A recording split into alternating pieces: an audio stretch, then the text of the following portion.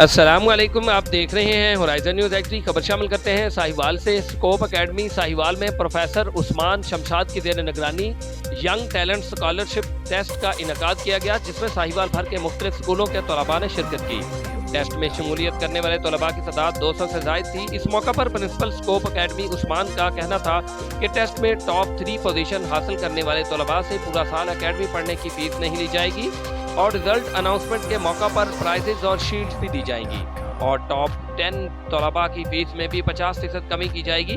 मजीद उन्होंने कहा कि टेस्ट में जितने तलबा हिस्सा ले रहे हैं सबकी एकेडमी फीस में से 25% कमी की जाएगी और आज़ादी शील्ड से भी नवाजा जाएगा। मजीद उन्होंने कहा कि आप स्कोप एकेडमी ही क्यों ज्वाइन करना चाहते हैं, इसलिए कि हमारा स्टाफ इंतहाई अच्छे अखलाक का हामिल और हाई क्वालिफाइड है। रिपोर्ट महबूब चौधरी, सरपरस्त आला, होराइजन न्यूज़ एचडी।